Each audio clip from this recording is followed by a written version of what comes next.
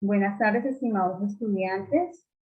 Nos encontramos en esta webconferencia número 3 que ha sido para ustedes, para este periodo académico 1602, con el objetivo de recordar, ¿cierto? Todos estos conceptos matemáticos que nos van a ser de gran ayuda durante este periodo académico y los siguientes.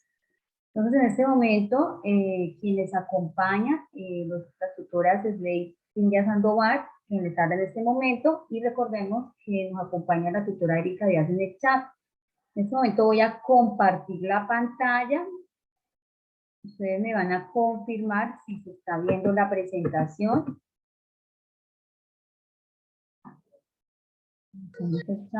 Yo trabajando. Por favor, me confirman si en este momento están viendo la presentación. Sí, señora. Bueno, gracias. Vamos a tener esos micrófonos cerrados. Los vamos No, a hija, habilitar. es que usted no me vio gorda. Vamos a habilitar. Disculpe, habilita su micrófono, licenciado. Ya silencié. Bueno, gracias, consejera. Entonces, la recomendación, estudiantes, es que vamos a tener ese micrófono cerrado y en el momento que tenemos alguna duda lo vamos a abrir y hacemos la pregunta y nuevamente lo vamos a cerrar. Pedimos los que puedan habilitar su cámara, vamos a tomar una evidencia así rapidito para nuestro informe.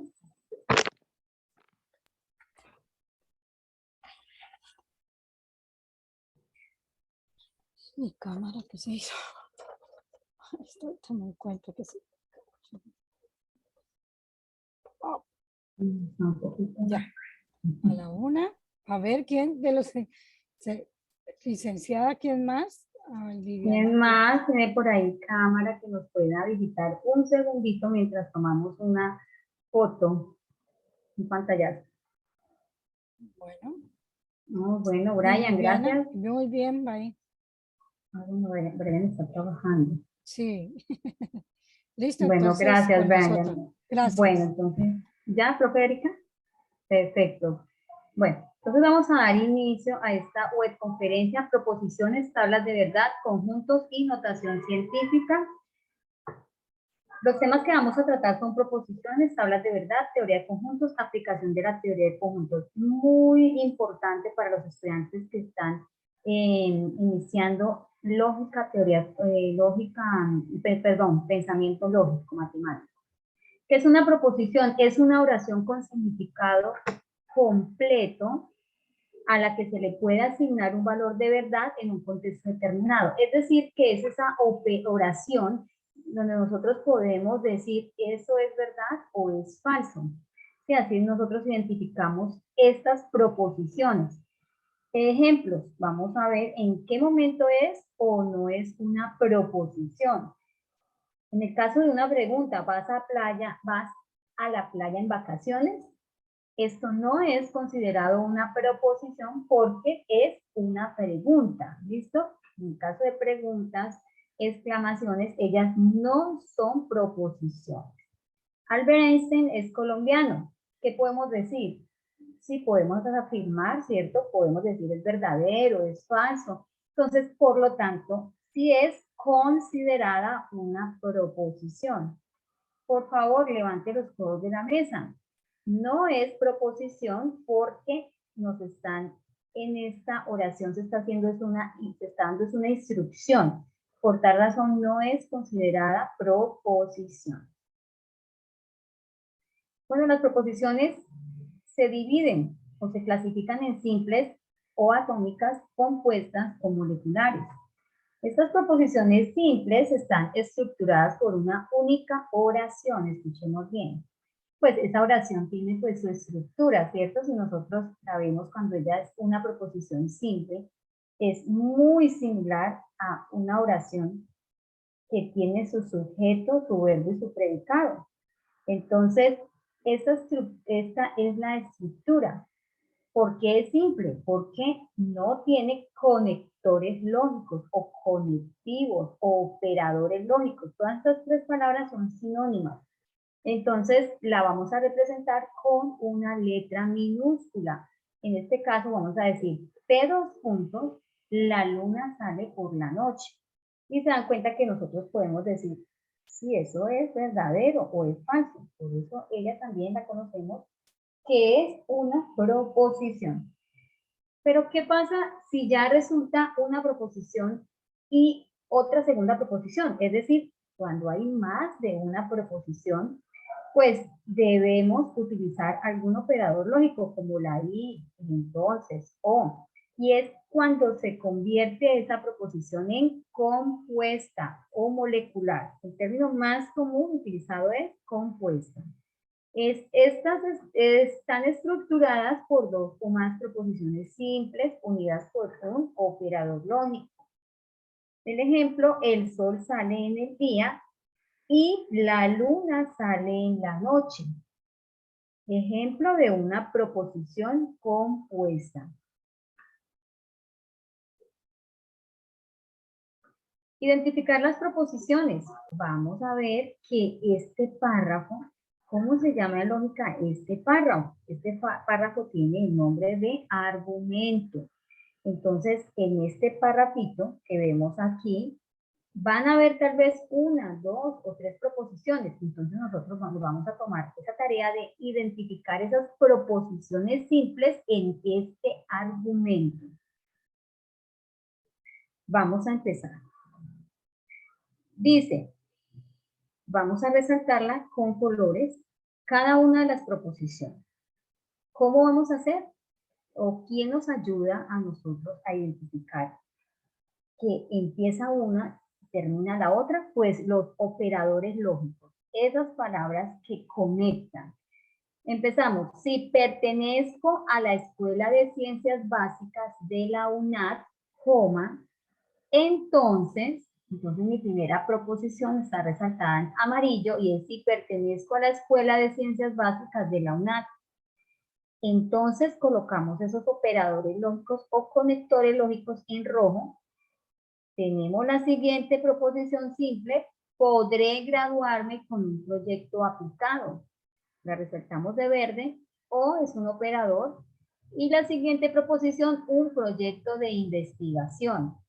Pues, ¿qué está diciendo? Que si pertenece a la Escuela de Ciencias Básicas de la UNAD, entonces se puede graduar, ¿cierto? Con un proyecto aplicado o se puede graduar con un proyecto de investigación. Esas son las dos posibilidades que tiene. Vamos a hacer ese listado de proposiciones simples tomadas del argumento. Entonces, P dos puntos, pertenezco a la Escuela de Ciencias Básicas de la UNAD. Ojo, esta P es la forma como denotamos, ¿cierto? Como nombramos a la proposición simple y lo hacemos en letra minúscula y dos puntos. Las letras utilizadas, generalmente de lógica, de pensamiento lógico, ¿cierto? Y matemático, son TQRS en minúscula. Aunque también se pueden utilizar letras de abecedario en minúscula, esas son las más usadas. Entonces, P dos puntos, pertenezco a la Escuela de Ciencias Básicas de la UNAD. Q, podré graduarme con un proyecto aplicado. R, dos puntos, podré graduarme con un proyecto de investigación. Recordemos que son en letras minúsculas y este argumento presenta tres proposiciones simples, que desde luego al unirse con los conectores se nos vuelven proposición compuesta y todo esto se nos es un argumento. Estas proposiciones simples, escuchemos, también la podemos representar. Aldo. La podemos representar, ¿cierto? En nuestro lenguaje simbólico. Por favor, cerramos los micrófonos.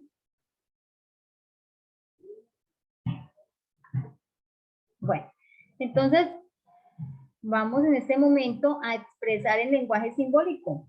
P, ya no vamos a escribir todo el párrafo porque cuando está escrito de esta manera se llama lenguaje natural. Y cuando lo llevamos solo a estas letras que me representan cada proposición se llama lenguaje simbólico.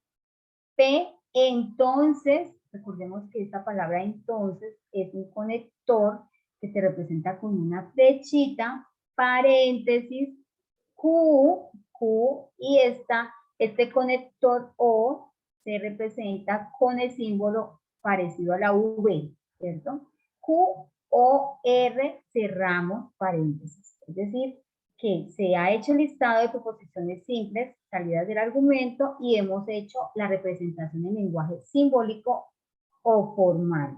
Quedándonos P, entonces, paréntesis Q, O, R. Si estudio, coma, triunfaré en la vida. Revisemos que cuando tenemos esta escritura, Corra. esta comita, Yo. No, Carlitos. Carlitos tiene. cuando tenemos esta escritura, lo traemos porque es probable encontrar este caso. Si estudio, coma, triunfaré en la vida. Cuando tenemos dos verbos seguidos, esta coma nos ha omitido la palabra entonces. Nos quedaría, si estudio, entonces triunfaré en la vida. Recordemos cuando tenemos dos verbos seguidos, esta comita nos está representando que ahí está el conector lógico condicional. Y cómo lo representamos, porque inicia con el sí y seguido del verbo está entonces. Si estudio, entonces triunfaré en la vida. Bueno, como estamos mencionando y mencionando los conectores lógicos, pues empecemos a ver cuáles son los conectores lógicos. ¿Cuáles son esos conectores lógicos? Entonces tenemos, primero, pues, cuál es esa función que ellos hacen, ¿cierto? En las proposiciones, en las proposiciones compuestas, pues es conectarlas, es unirlas, es relacionarlas. Esta es la función del conector lógico. Esta es la tablita. Entonces, aquí le están colocando el nombre de operador lógico, es el mismo conector lógico, operador lógico. Estos son nuestros conectores lógicos. Miremoslos acá, estos son los símbolos. Y aquí está el nombre. Entonces tenemos 5, son los que se van a utilizar en el momento que nosotros tengamos que hacer pues tabla, lenguaje simbólico, lenguaje natural, en fin. Entonces tenemos este conector que es parecido como un sombrerito, ¿cierto? Como cuando yo veo este símbolo lo voy a leer, su significado es y. Y cuando está en una proposición compuesta es porque hay más de una proposición, ¿cierto? P y Q, así se va a representar en una proposición compuesta. P y Q o Q y R, R y S, Q y R. Bueno, van a estar las dos proposiciones unidas con este símbolo que es una I y que el nombre que recibe en lógica es conjunción. Ese es el nombre. Ahora, este conector de acá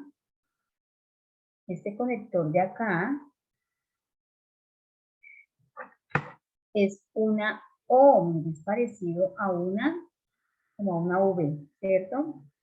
Ahora, su significado es O y en las dos proposiciones es P o Q y es una disyunción. La flecha, la que vimos hace un momento, es el condicional. Cuando tenemos dos proposiciones las debemos unir P, flecha, Q, que leyéndola con su significado es si P, entonces Q. Por eso tenemos acá si, los punticos suspensivos, entonces. Como P me representa una proposición, esa proposición debe ir en estos puntos suspensivos y Q debe ir después del entonces. Ahora, la doble flecha, ¿cierto? Tiene como significado sí y solo sí. En la proposición compuesta es P, sí, solo sí, Q. Y se denombra en lógica bicondicional. Cuando tenemos este símbolo como un angulito, antes de la proposición nos está representando una negación. su significado es no, no P. O también lo podemos encontrar de esta manera, ¿cierto? No P. Igual nos quiere decir que hay una negación. ¿Negación de quién? Negación de la P. Si tengo una no Q, ¿negación de quién? Negación de la Q. Bueno, vamos a revisar el chat si de pronto hay alguna pregunta.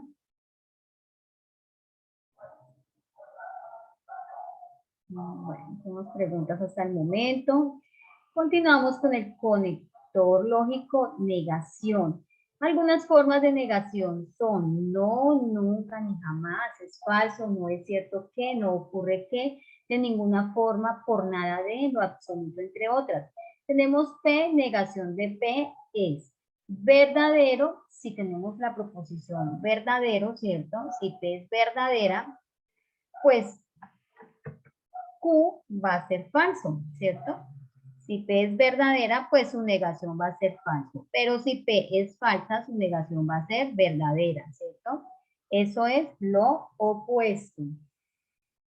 Aquí coloqué esta flechita, pero no es para que nos vayamos a confundir, porque la flecha también me representa un operador lógico que es el condicional, ¿listo? Entonces, si tenemos una verdad, la vamos a negar y se vuelve falsedad. Si tenemos una falsedad, la vamos a negar y se vuelve una verdad. Por ejemplo, si P es el acusado dice la verdad, ¿cuál es su negación? Pues no es cierto que el acusado dice la verdad, ¿cierto? Doble negación. Cuando se niega una proposición P verdadera, pasa a ser falsa. Cuando lo niego una vez. Pero si yo lo niego doble vez, ¿cierto? Pues si es verdadera, ¿qué pasa? Si es verdadera, pasaría a falsa, ¿cierto? Y quedando falsa, pues pasa a verdadera. La doble negación me va a dar igual a la primera. Entonces, también se contempla tener presente ese concepto de doble negación. Pues, si niego doble vez, la verdad me vuelve a dar verdad, pero si niego doble vez la falsedad, me vuelve a dar falso. ¿Listo?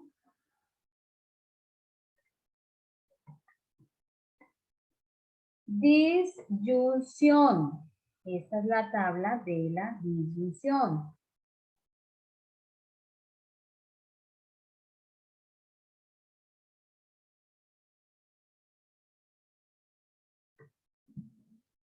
Entonces, algunas de las formas de disyunción son, estamos hablando desde cómo nosotros lo decimos, ¿cierto? Cuando se dice, estamos hablando del lenguaje natural, cuando lo expresamos, o cómo lo vamos a ver en la proposición, o bien, u, entre otras. Bueno, pues lo más utilizada es o. Siempre la primera que colocamos es la más usada.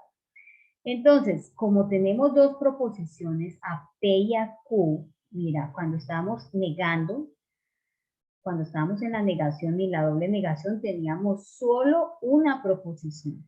Al tener solo una proposición, teníamos solo dos posibilidades de respuesta, verdadero o falso, ¿cierto? Cuando teníamos una proposición, solo teníamos posibilidad de respuesta verdadero o falso. Pero ahora tenemos dos proposiciones, o sea, la P o la Q. Cuando tenemos dos proposiciones, escuchemos muy bien, porque ya tenemos que ir pensando en armar la tabla. ¿Cómo nos queda la tabla?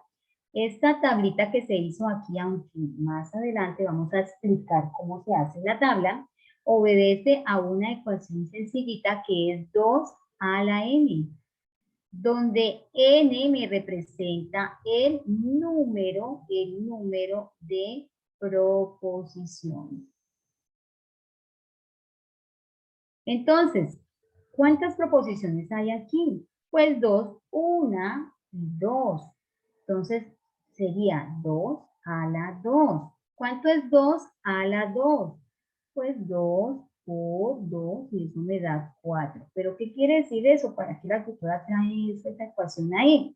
Pues 4 quiere decir que es el tamaño de la tabla, es decir, las filas que va a tener esta tablita. Mira, va a tener 4 filas. Bueno, ya sabemos que ese es el tamaño, 4 filas. Pero, ¿cómo vamos a colocar las combinaciones de verdades y falsedades?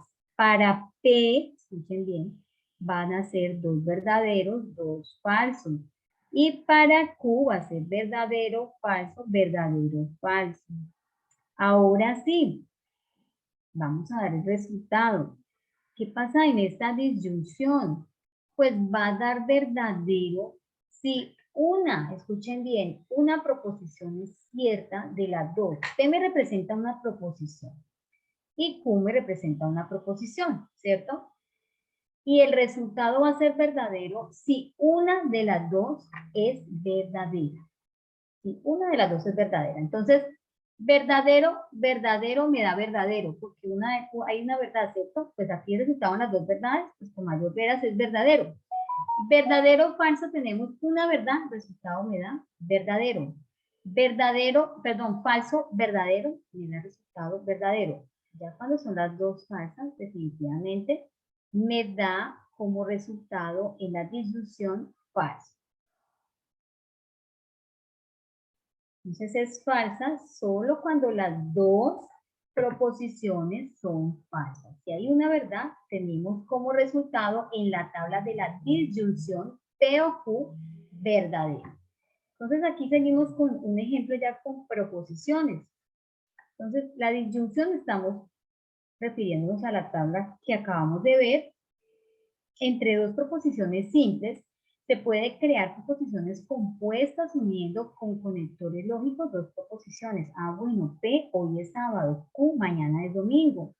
La disyunción es un conector lógico que en lenguaje natural se lee con la letra O, ya sabemos eso, ¿cierto? Y en lenguaje simbólico se representa con el símbolo parecido a la OV, ¿cierto? Es el símbolo de la disyunción. Para este caso, pues es P o Q. ¿Sí? Lenguaje natural. Ah, bueno, ¿qué es eso del lenguaje natural? Pues es escribirlo de la forma articulada, como nosotros nos expresamos. Si es totalmente en escritura, ¿cierto? Hoy es sábado o mañana es domingo, quedaría así. Pero si es con letras, pues queda P o Q. ¿Listo? ¿Qué es esto? Un lenguaje natural y esto es un lenguaje simbólico.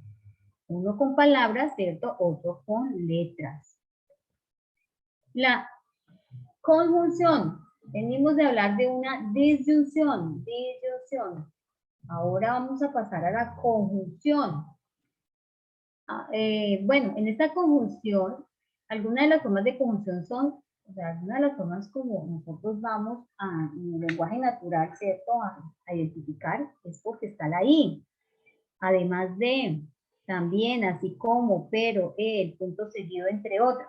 Ya sabemos cómo formamos la tabla, ¿cierto? Ahora, tenemos P y Q, así se va a leer. P y Q. P y Q. La anterior se leía P o Q. ¿Listo? La anterior es P o Q. Ahora estamos en P y Q. ¿Qué pasa así? ¿Qué pasa en esta tablita? Ah, bueno, que para que se cumpla, ¿cierto? Para que nos dé algo verdadero, tenemos que las dos proposiciones que están en ese argumento que nos dan deben ser verdaderas. Si hay una falsa, resultado falso. Entonces, verdadero y verdadero, verdadero. Verdadero y falso me da falso. Falso y verdadero me da falso. Falso y falso me da falso. Entonces, tenemos aquí la tabla de la conjunción.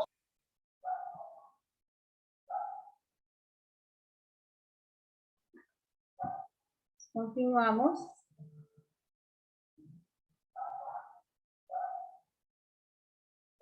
En lenguaje natural, P dos puntos, hoy es sábado, Q mañana es domingo. La conjunción es el conector lógico que en lenguaje natural se expresa con la letra I y en lenguaje simbólico se expresa con este símbolo, ¿cierto? Hoy es sábado, mañana es domingo, es el lenguaje natural y si lo llevamos al lenguaje simbólico, P y Q. Condicional o implicación, mira cómo la podemos nombrar. condicional o implicación. ¿Cuál es el símbolo? Es la flecha, ¿cierto? Una flechita. P, entonces Q. Ahora, algunas de las formas como nombramos esos condicionales son sí, punticos, entonces. Sí, punticos, entonces. Se sigue, por tanto, se infiere, de ahí que se deduce, se implica que, entre otras. Bueno, ¿cuándo tenemos falso? Verdadero, entonces, verdadero me da verdadero. Verdadero, entonces, falso me da falso. Falso, entonces, verdadero me da verdadero. Falso, entonces, falso me da verdadero. ¿Qué nos dice esta tablita, este conector lógico? Solo será falsa, escuchemos bien, cuando P, llamado antecedente o hipótesis, sea verdadero y Q, llamado consecuente, sea falso. Entonces vamos a obtener como conclusión el resultado falso. Los demás son verdaderos. En lenguaje natural, hoy es sábado, mañana es domingo. La implicación es un conector lógico que en lenguaje natural se expresa de la siguiente forma. Si vieron que hace un momento decíamos, sí, puntos suspensivos, entonces, aquí se hace de una forma más amplia para que entendamos qué es eso de los puntos suspensivos. Resulta que como nosotros tenemos la P, entonces Q, ¿cierto? Y la P es una proposición. Hoy es sábado, entonces sí, primero debemos colocar sí, después la P. ¿Qué colocaríamos aquí? Hoy es sábado. Entonces, mañana es domingo. ¿Listo? Así nos quedaría el lenguaje natural de una forma correcta. ¿Qué es lo que realmente suele pasar? ¿Qué es lo que suele pasar? Que se nos olvida es si lo dejamos de lado, se nos olvida. Y resultamos casi siempre escribiendo la proposición P, entonces Q. Hoy es sábado. Entonces, mañana es domingo. Se nos olvida que es un condicional, hay una condición, no podemos dejar de lado el sí. Si tal cosa ocurre, entonces la otra. Si está lloviendo, entonces no podemos ir al parque. Entonces no dejemos de lado el sí, no lo olvidemos.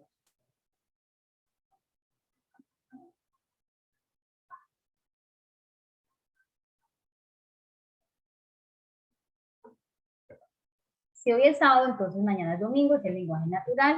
El lenguaje simbólico, la P, entonces. Bicondicional. Algunas de las formas de bicondicional son sí, solo sí.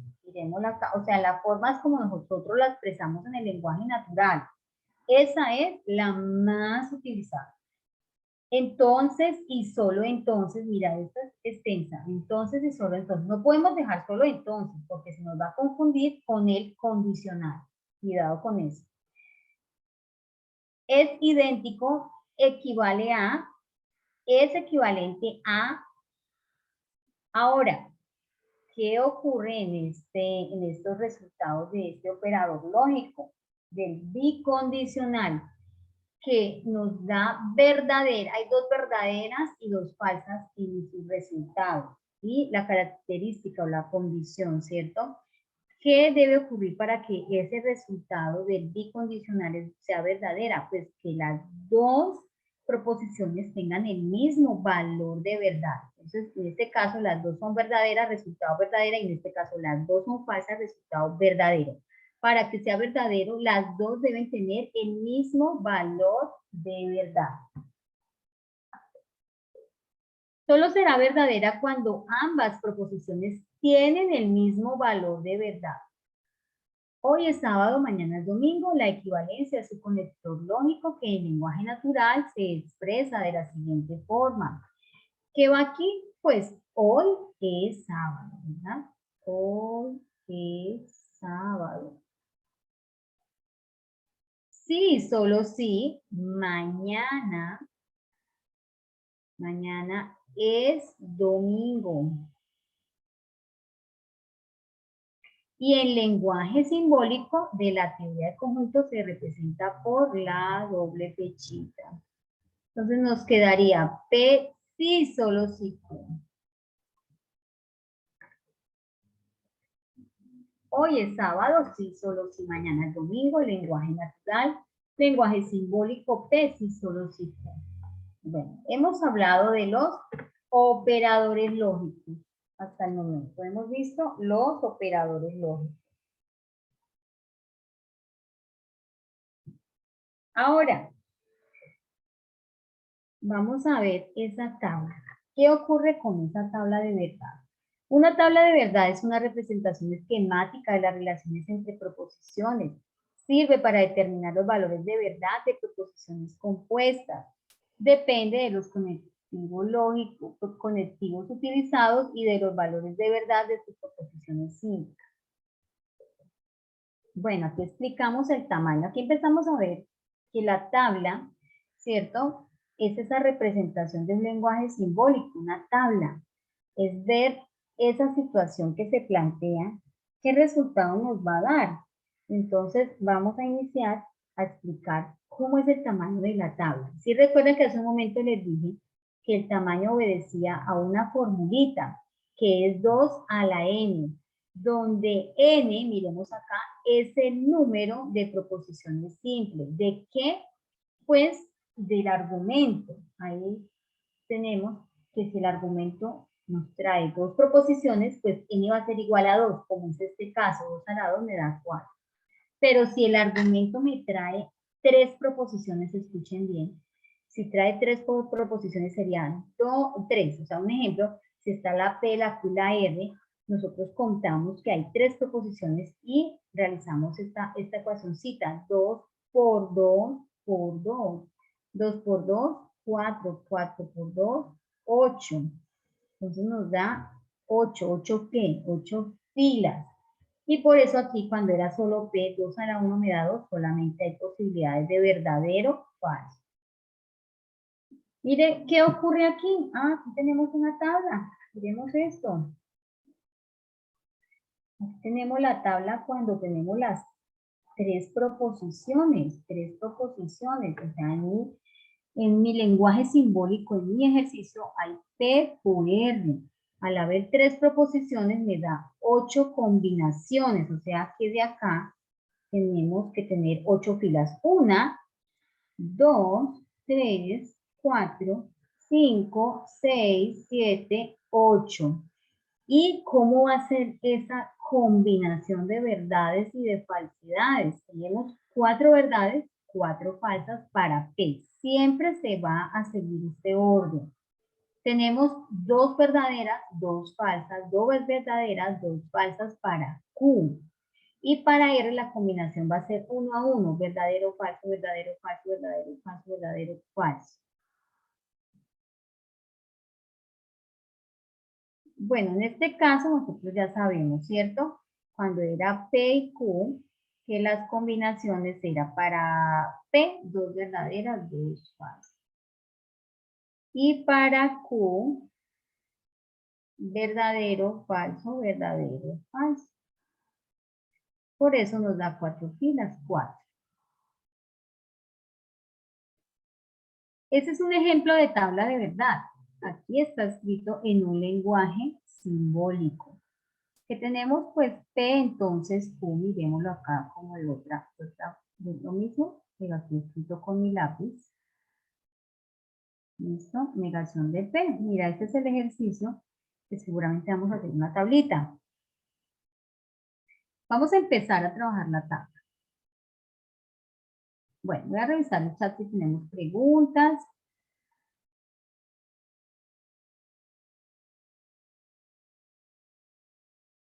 Tenemos por ahí preguntitas. Voy a revisar acá un segundito el chat. Bueno, recordemos que no tenemos link de asistencia porque cuando ustedes ingresan ya quedan inscritos con su ingreso.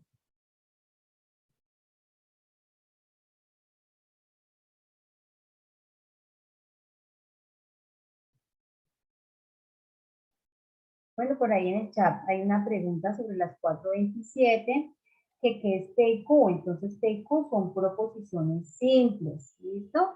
La estudiante o el estudiante que estaba preguntando son proposiciones simples. Estamos en la web relacionada con lógica y estamos en este momento explicando, ya pasamos sobre, hicimos un recorrido sobre los conectores lógicos, los valores de esas tablas. Ahora estamos, ¿cómo armamos una tabla cuando tenemos un lenguaje simbólico? Entonces tenemos aquí que el ejercicio es P, entonces Q, y negación de Q, cerramos corchetes, entonces no P. Como tenemos en este momento, ¿cuántas proposiciones? ¿Ustedes qué me dicen? ¿Cuántas proposiciones hay en este lenguaje, en este ejercicio que está acá expresado en forma de lenguaje simbólico? ¿Cierto? Que es el ejercicio que vamos a hacer de la tabla. ¿Cuántas proposiciones tiene?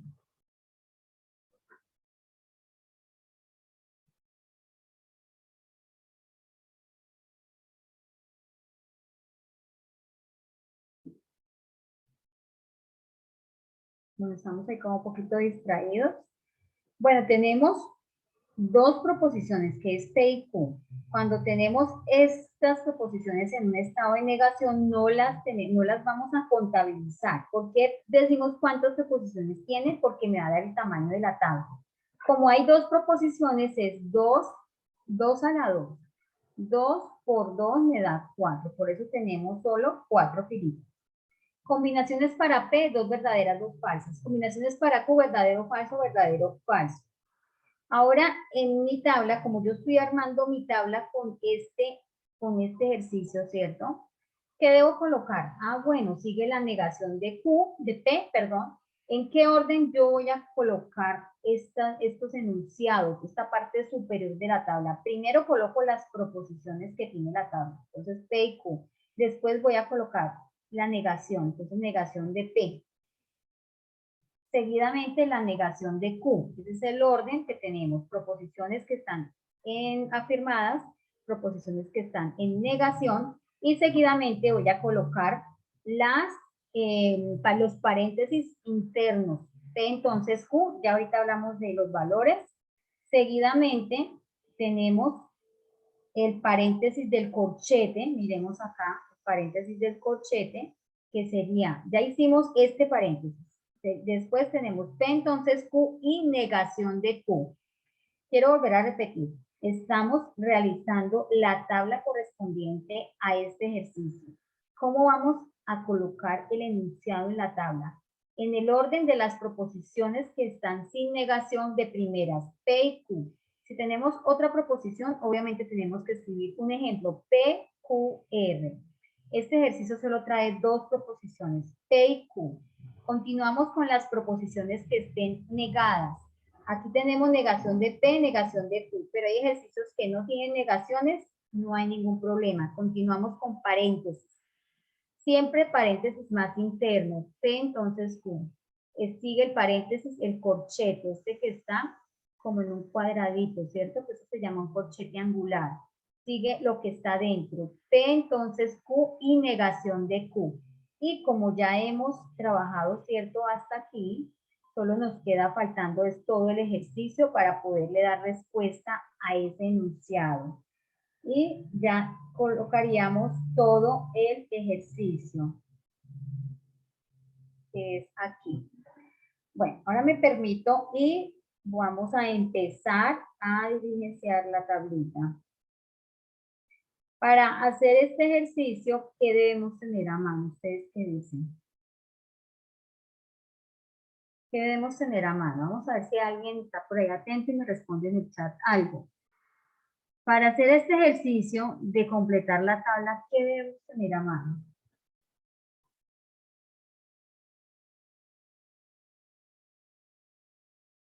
Buenas tardes, Miguel. Bueno, cuando les hago preguntitas me pueden responder en el chat porque así no me siento como tan sola. Entonces, debemos tener a mano pues esas tablas de los operadores lógicos, porque yo no puedo, pues en este momento no nos hemos aprendido de memoria las tablas, porque hasta ahora las estamos viendo y seguramente en su curso las van a tener ustedes ahí en su material. Entonces no podemos hacer una tabla sin antes tener a mano las tablas de los operadores lógicos, los resultados. Bueno, ya habíamos hablado de cómo resultaba P y Q. Ahora negación de P.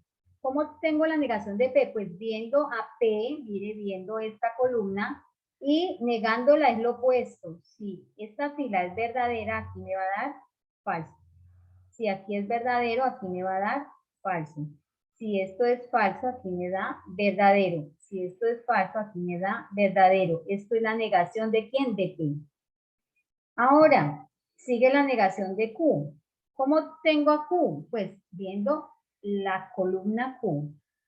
Y lo que esté aquí en Q, en su negación va a ser lo opuesto. Aquí tengo una verdad, en su negación va a ser falso. Tengo falso, su negación va a ser verdad. Tengo verdad, su negación va a ser falso. Tengo falso, su negación va a ser verdad. Bueno, ahí vamos completando esa tabla. P entonces Q. ¿Qué pasa con P entonces Q? Pues revisamos esa tabla del operador condicional, ese operador lógico que es el condicional, donde me dice que verdadero o falso me da falso, que los demás son verdaderos. Entonces, tenemos ahí la tabla y obtenemos la siguiente respuesta, ¿cierto? Verdadero, entonces P, entonces Q, tenemos P, aquí la P y la Q. Dice, si es verdadero, verdadero me da verdadero, si es verdadero, falso me da falso, falso, verdadero, verdadero y falso, falso me da verdadero. Correcto, ¿cierto? Y tal como estamos aquí, debemos nosotros también, para evidenciar nuestras tablas, tener a mano estos valores de los operadores lógicos. Ahora, P entonces Q y negación de Q. P entonces Q, vemos esto de primera y después la negación de Q. Este es el orden, ¿cierto? Me dice P entonces Q, negación de Q. ¿Con qué operador? Con la I. ¿Y qué dice la I? ¿Qué es la I? La conjunción. Dice que solo es verdadero cuando los dos valores de las proposiciones son verdaderas. O sea, aquí solo es verdadero.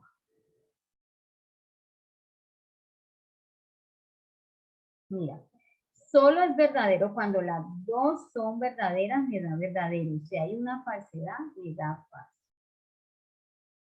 Y nos vamos ya a hacer el resultado. El resultado, lo último, lo que nos queda es el resultado.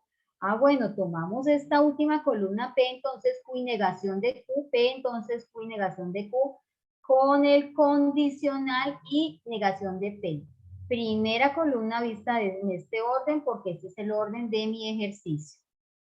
Ahora, ¿qué dice este ejercicio? Nuevamente la tabla, ¿cierto? Del operador lógico condicional.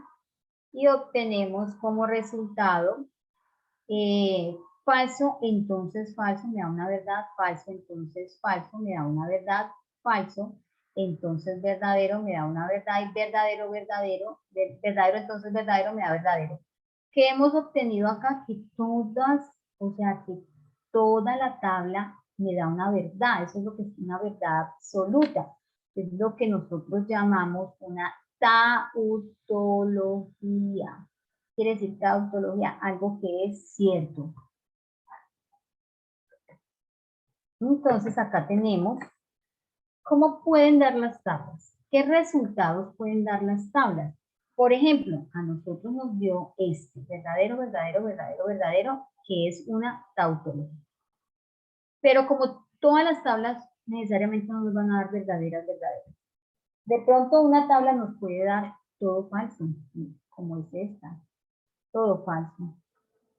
Se llama una contradicción, o sea que lo que hay en esas dos proposiciones, lo que se está diciendo, lo que se está afirmando, es una total contradicción. Pero de pronto puede dar una verdadera, una falsa, una verdadera, una falsa, o todos falsas y una verdadera, o tres verdaderas y cinco falsas. Bueno, lo que quiero decir es que puede dar una combinación entre verdades y falsedades. La respuesta de la tabla es lo que se determina como contingencia, que es esta tabla.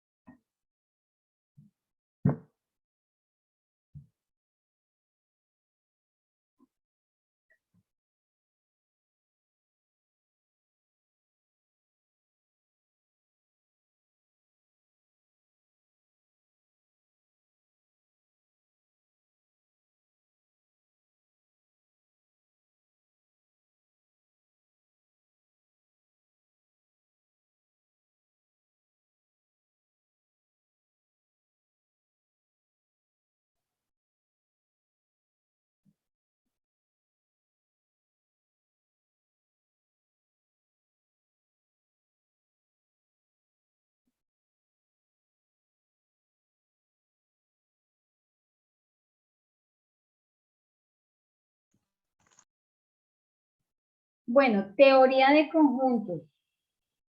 Vamos a hablar de esto, de la teoría de conjuntos.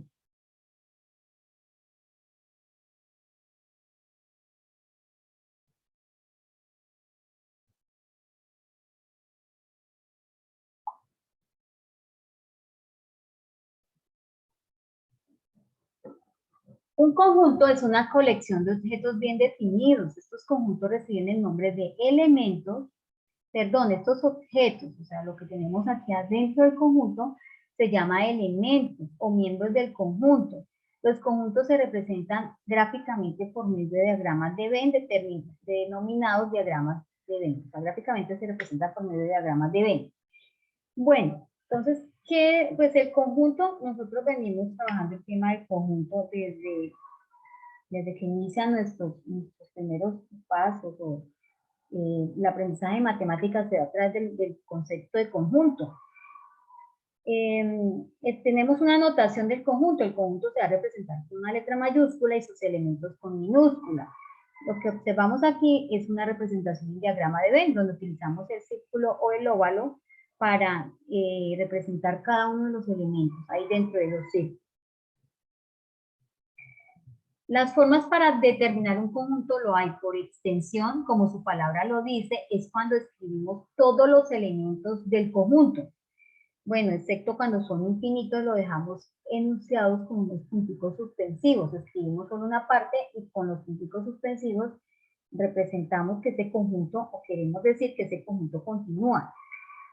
Estos son representaciones por extensión. Extensión quiere decir que viene de extenso, ¿cierto? De largo, de escribir todos los elementos ahí donde está el conjunto. Entonces, A es igual corchetes 2, 4, 6, 8, cerramos estos corchetes.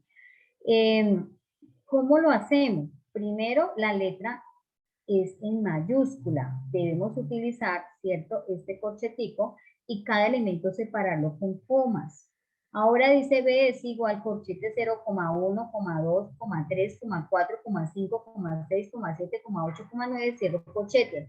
D es igual a A, E, I, O, U, cerramos corchete. Quiere decir que estos tres conjuntos tienen una característica, es que ellos son finitos. Finitos quiere decir que podemos saber sus elementos, podemos escribirlos todos y también podemos contarlos, ¿cierto? Aunque contarlos quiere decir otra cosa, cardinalidad de un conjunto. Por comprensión, un conjunto está determinado por comprensión cuando se nombra una propiedad.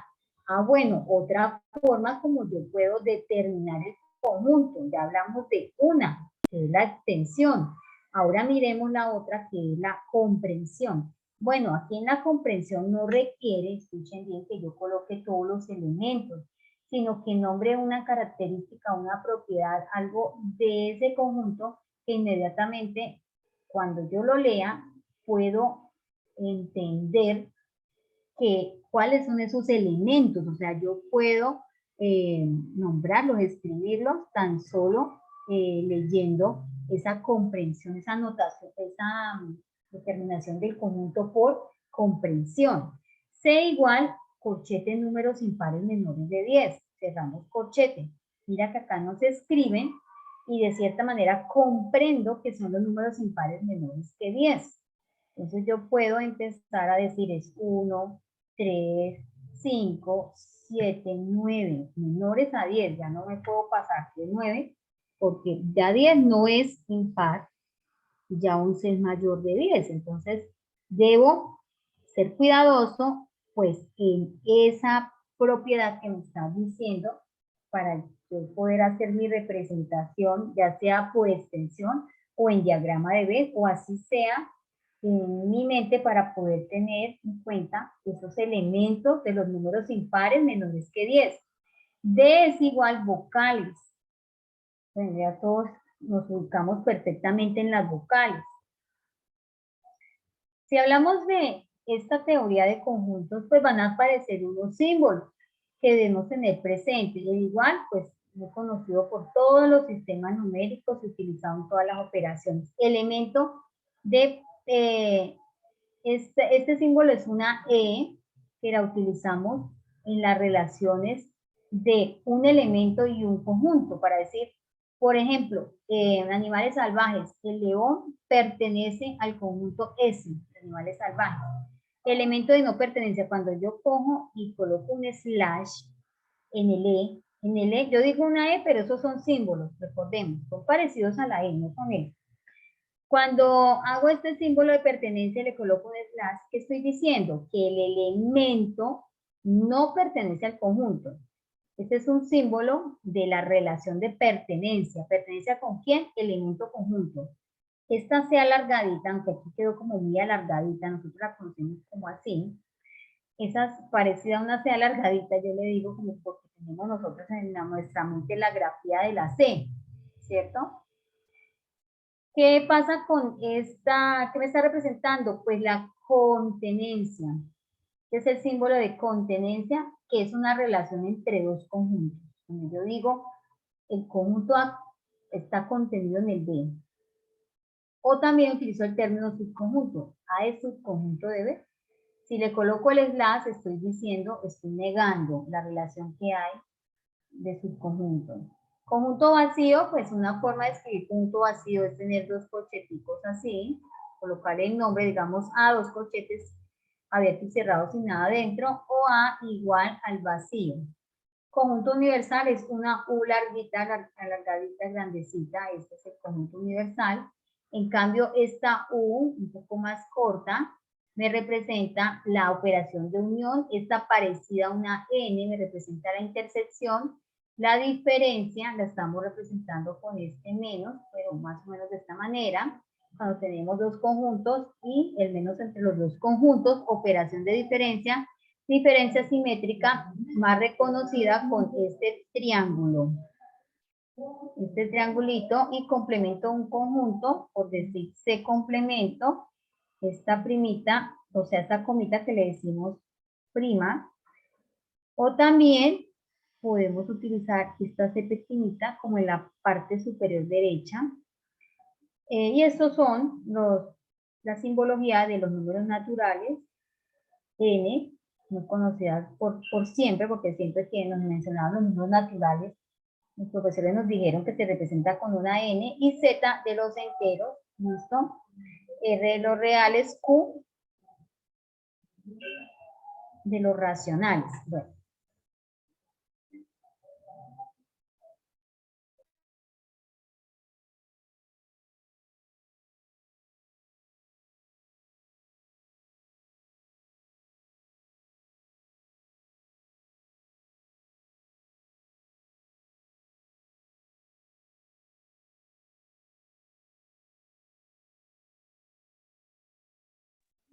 Bueno, el subconjunto.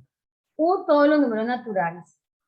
El subconjunto, están hablando del conjunto de los números naturales. Perdón, el conjunto U es el conjunto universal. Son todos los números naturales, por eso los representamos en este recuadro, y U quiere decir que todo lo que hay adentro es U, el conjunto de los números naturales. Bueno, el conjunto B es 1, 2, 3, 4, 5, 6, 7, 8, 9, 10, es el conjunto B. El conjunto C es 1, 2, 3, 4, 5, 6. Luego, ¿qué pasa con B y con C? Pues si somos un poco detallistas, vamos a ver que C, 1, 2, 3, 4, 5, 6, que los elementos de C están dentro de B. O sea que C, conjunto C, mira, el conjunto C está contenido en B. ¿Qué quiere decir? Que C está dentro de B, porque todos los elementos de C pertenecen a B. O sea que C es subconjunto de B. Es decir, subconjunto quiere decir que yo tengo a B y C lo saqué de B. Todos sus elementos pertenecen a B.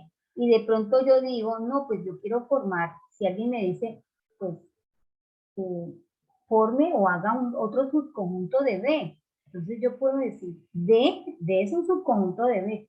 ¿Qué elemento le puedo colocar? 5, 6, 7. Estos elementos que tiene D pertenecen a B, están dentro de B, por tal razón D es subconjunto de B. ¿Listo? Me dicen, no, pues otro ejemplo de subconjunto, pues puedo decir E, 8, 9, 10. Y entonces B tendría muchos subconjuntos, ¿cierto? Una cantidad grandísima de subconjuntos. ¿Qué relación hay entre el conjunto E y el conjunto B? Pues que E está contenido en B, o sea que es subconjunto de B. Pero ¿será que B está contenido en E? O sea, B, los elementos de B están contenidos dentro de E, no, ¿cierto? Entonces, la relación de B es no contenido en E. ¿Qué nos dice aquí a un ladito? Entonces tenemos, esta es la representación en diagrama de una contenencia, por favor. Cuando hay una contenencia debemos hacer el diagrama que está contenido, dibujarlo dentro del conjunto. Es una representación correcta en un diagrama de contenencia. Entonces, ¿qué nos dice acá? Que C está contenido en D. C está dentro de D. Sí, ¿cierto? Que B está contenido en U. Pues B está dentro del conjunto universal. Sí.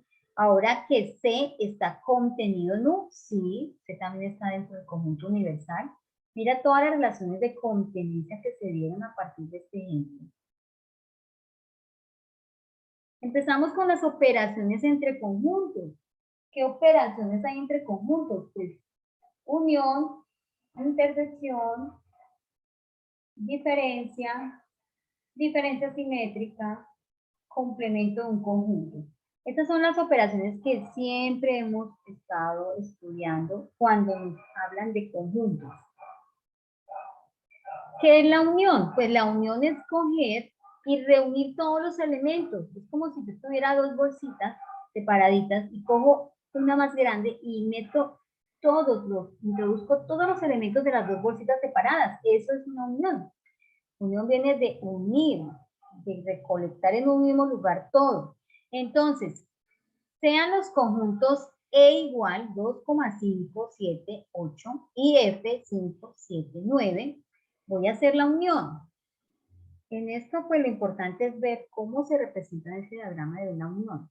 Debemos hacer un diagrama, en este caso lo debemos hacer de esta manera, como entrelazado. ¿Por qué? Porque mis dos conjuntos tienen elementos en común, que es el 5 y el 7, 5 y 7.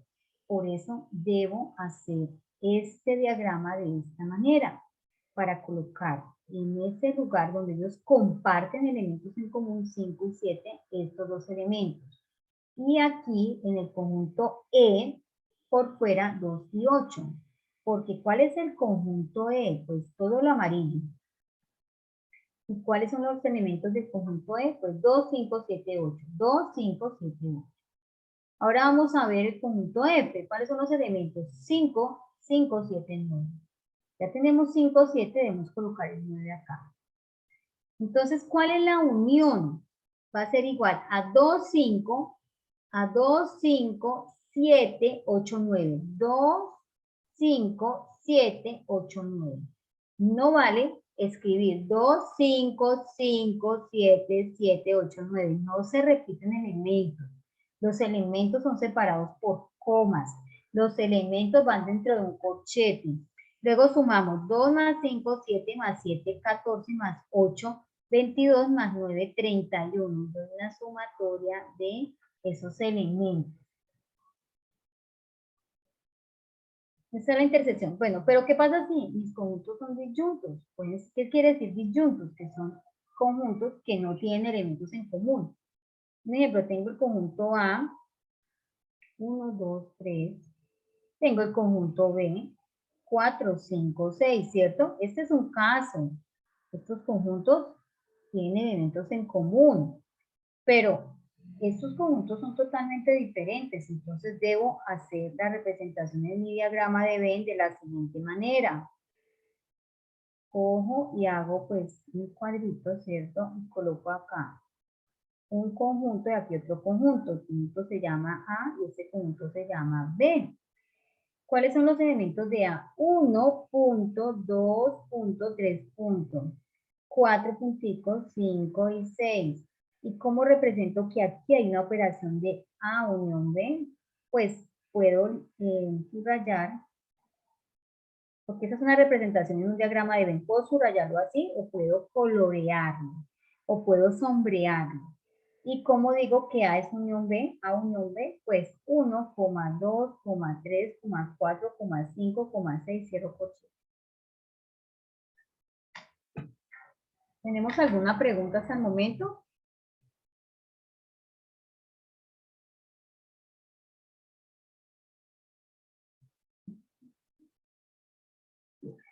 Bueno, ahora,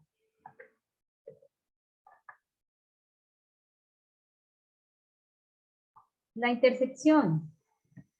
Vamos a ver qué pasa con la intersección. En la intersección nos están hablando por esos elementos que se repiten. Es decir, que los dos conjuntos tienen en común. Es decir, donde ellos se intersectan, donde ellos se tienen en común esos elementos. Entonces, hacemos acá nuestros conjuntos, ¿cierto? A y B. Bueno, en este caso E y F, miremoslo acá. El diagrama se hace de esta manera porque ellos tienen elementos en común. ¿Cuáles son los elementos en común? 5 y 7, que los vamos a colocar en la mitad. Y lo demás es 2 y 8 y acá 9. Pero ¿qué pasa? Debo resaltar, debo colorear, debo sombrear la mitad. Porque la operación me está preguntando por esos elementos en común. Por eso E intersección F me da 5,7. Y aquí anteriormente no me daba 5,7 porque me estaba preguntando era por la unión. Aunque yo lo representé también entrelazados, mire, tal cual, pero no me están preguntando por los elementos en común, sino por todos los elementos, por eso debí sombrear todo. Pero aquí solamente debo sombrear lo del centro, porque están preguntando por la intersección. Elementos en común entre E y F, 5, 7, 5 más 7, 12. Sumamos.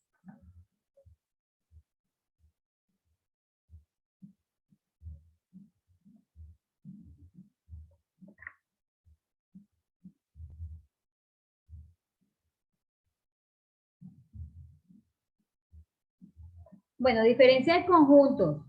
Diferencia se representa con A menos B, signo de resta, y B menos A. Yo digo A menos B, pero ustedes saben que podemos tener nombres de conjuntos, cuántas letras del abecedario. Puede ser C menos D, D menos C, X menos Y. Bueno, eso depende de los conjuntos, de los nombres de los conjuntos, pero ¿cómo se representa la operación? Pues que están separados por el menos está entre los dos. Eso se llama una diferencia. ¿Y en qué consiste esa operación? Vamos a ver A menos B. Mire la representación en el diagrama de Venn. ¿Qué quiere decir? Que son los X. ¿Qué quiere decir cuando yo digo X que pertenecen a A? Pues son los elementos de A que B no tiene en común. Son los X que pertenecen a A. En este caso, A y B tienen en común 3 y 4. Por eso me toca no tenerlos en cuenta el 3 y 4, sino solo los elementos que pertenecen a 1, 2 y 5. Por eso se subraya esta parte. Ahora vamos a explicar la operación como tal. A es igual, el conjunto A es 1, 2, 3, 4, 5. Aquí se separan por comas. ¿Listo? B es 3, 4, 6. Hago mi representación, ya la sabemos hacer. ¿Cómo? ¿Por qué lo hago de esta manera así cruzaditos? Porque ellos tienen elementos en común que son 3 y 4. Si ellos fueran totalmente diferentes, nos toca hacerlos separaditos. Ahora, si 3 y 4 lo coloco aquí en el centro, lo demás, 1, 2 y 5, 1, 2 y 5 van acá. Para que todo el círculo rojo sea el conjunto A, que son los elementos 1, 2, 3, 4, 5. 1, 2, 3, 4, 5. Ahora, ¿quién es B? 3, 4, 6. 3 y 4 va en la mitad. Todo lo del círculo azul es el conjunto B. Y el 6 está acá. Luego, A menos B, dice que son los X que pertenecen a A y X que no pertenecen a B. Como ellos tienen elementos en común con B, eso me toca sacarlos, ¿cierto? Excluirlos y dejar solo los que pertenecen a A. Por eso está resaltado esta partecita. Es decir, que A menos B es 2,1,5. ¿Listo? Ahora, B menos A, esto mismo lo vamos a aplicar. ¿Quién es B menos A entonces? Son los X que pertenecen a B y que no están en A. ¿Alguien me responde en el chat? X que pertenecen a B y no están en A. ¿Quién es B menos A? Bueno, me voy para el chat. Pueden responder en el chat, chicos. B menos A. ¿Qué elementos tiene B menos A? B menos A.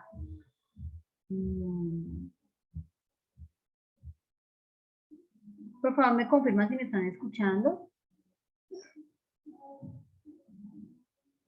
Estudiantes, por favor, me confirman si me están escuchando en este momento.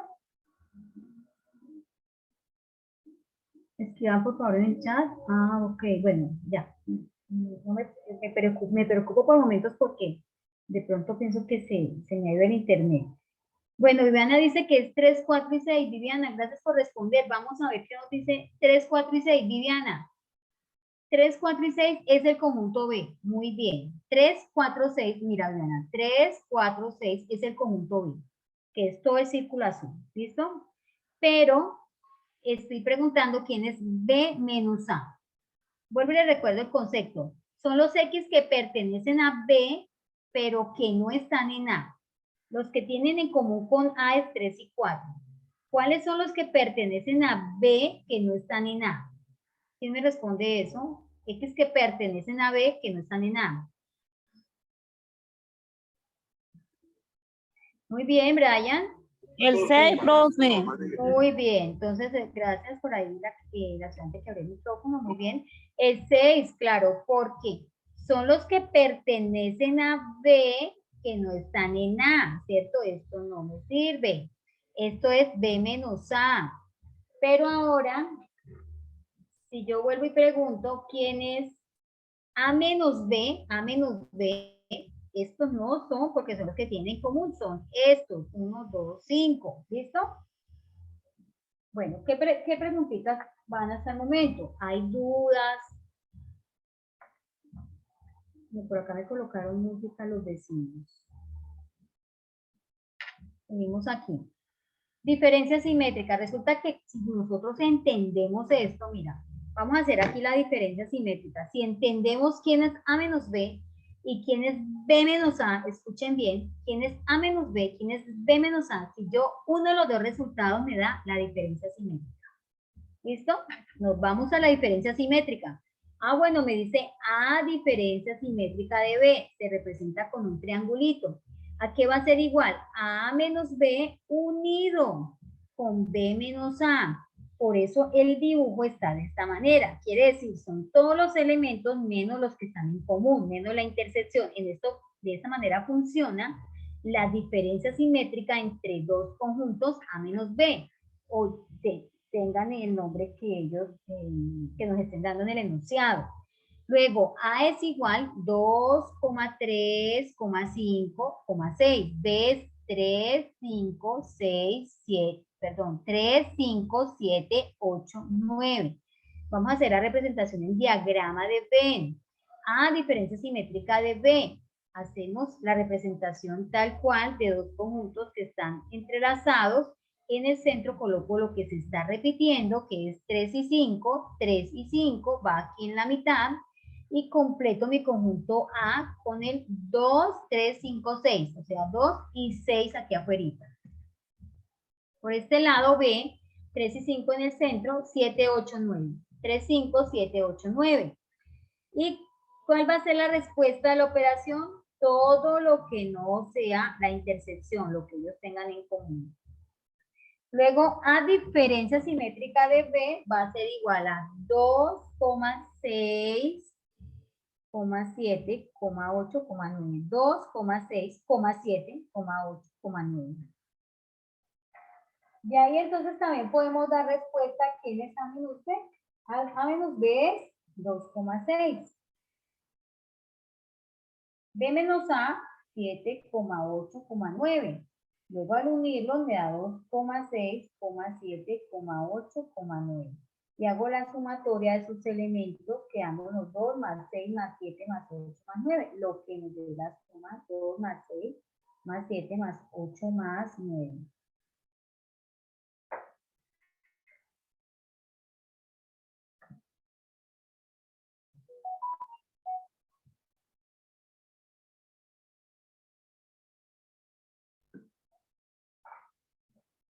Bueno, hay un ejemplo de una operación que la podemos representar en un diagrama de Venn, pero debemos tener presente una operación entre conjuntos que se llama complemento. Entonces voy a explicar aquí a un ladito el complemento. Complemento de un conjunto. Entonces, por ejemplo, si me están pidiendo por A complemento, nosotros debemos tener el conjunto universal. En este caso, digamos que el conjunto universal son los números de 1 a 10. 1, 2, 3, 4, 5, 6, 7, 8, 9, 10. Y el conjunto A es igual a los números pares de 1 hasta 10. 2, 4, 6, 8, 10. Y me están diciendo A complemento. Escuchemos bien para entender qué es el complemento de un conjunto. Entonces, el complemento de un conjunto son los elementos que le falta a A para hacer el universal. ¿Cuáles serían? Por favor, me contestan en el chat. ¿Cuáles son los elementos que le falta a A para hacer el conjunto universal? ¿Cuáles son esos elementos? ¿Ustedes qué me dicen? Bueno, veo en el chat, Brian, Viviana, ¿cuáles son esos elementos que le faltan al conjunto A para hacer el conjunto universal? ¿Quién es el conjunto A? Primero, el conjunto universal son los números de 1 hasta 10. Segundo, el conjunto A, que son los números pares comprendidos entre el 1 y el 10.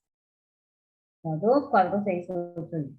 A complemento es el conjunto conformado con esos elementos que le faltan a A para ser universal. Viviana.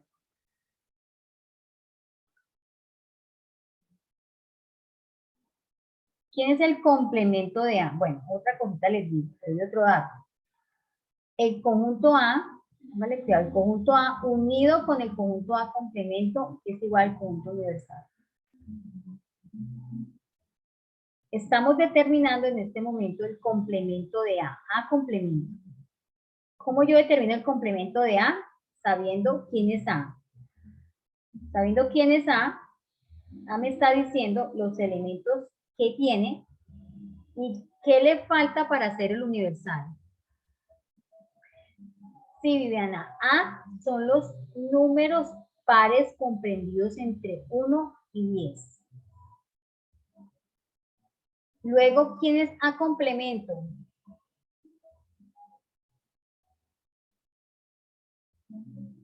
Perfecto, entonces el A complemento pues son los números impares comprendidos entre 1 y 10. O sea, lo que le falta a A para hacer U. ¿Qué le hace falta a A para hacer U?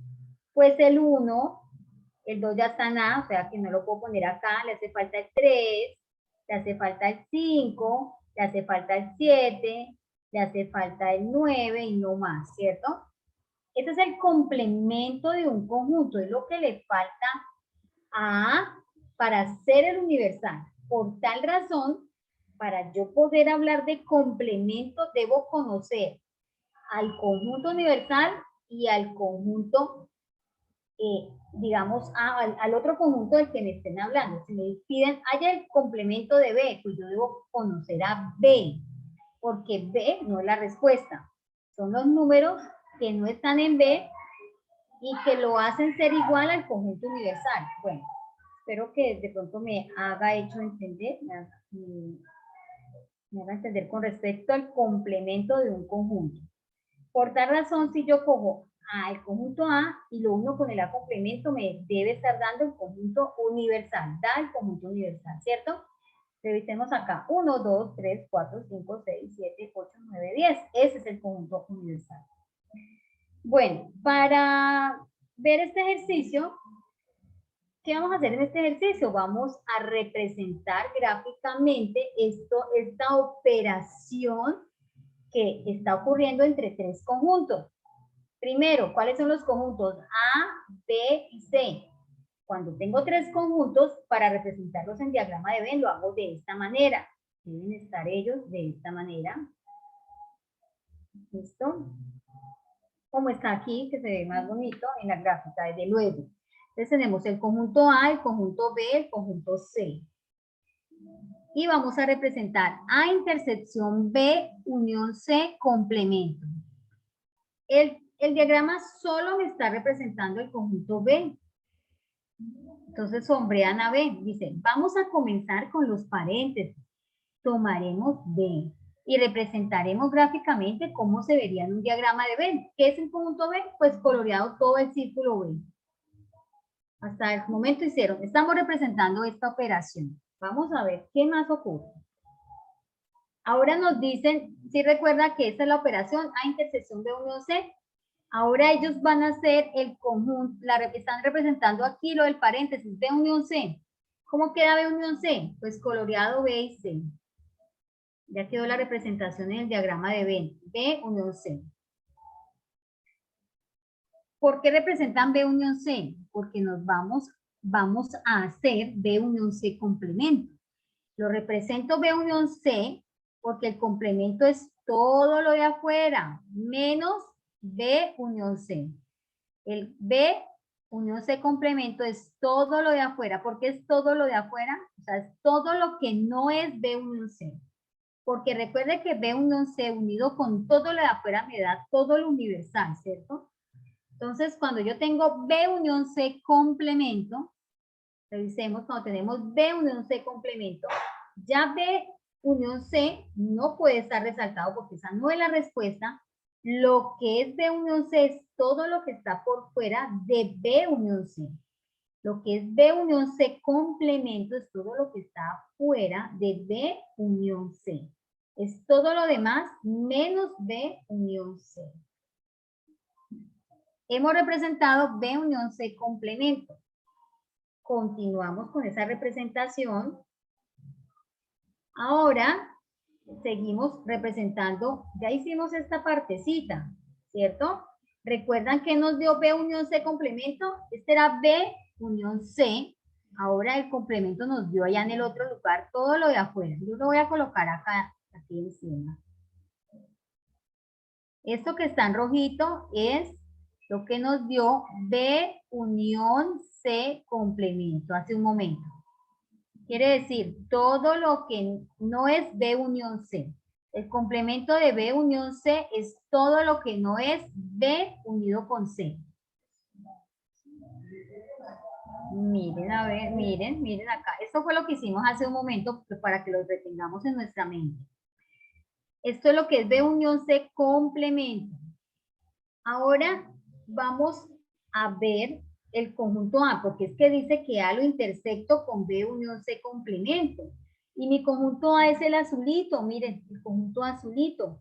Ahora, ¿qué operación se va a hacer entre el conjunto azulito, el A, y lo que está rayado de rojito? Lo que voy a hacer es una intersección. A intersectado, paréntesis, B unión C complemento, quiere decir que es intersección, que es los elementos que comparten en común, lo que se repite del conjunto rayadito rojito y el conjunto azulito.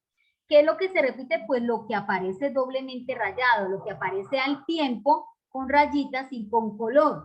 Es decir, que es este pedacito la respuesta de esa operación entre conjuntos, ¿cierto? Es este pedacito, esto es lo que está doblemente rayado. Por eso aquí nos queda solo esta partecita de A.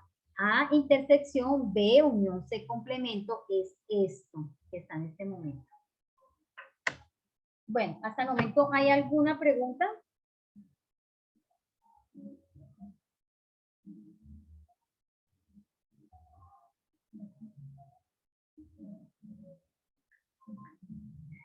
Bueno, en este momento vamos a dejar hasta aquí. Hemos finalizado, pues ya hemos finalizado nuestro tiempo de la web.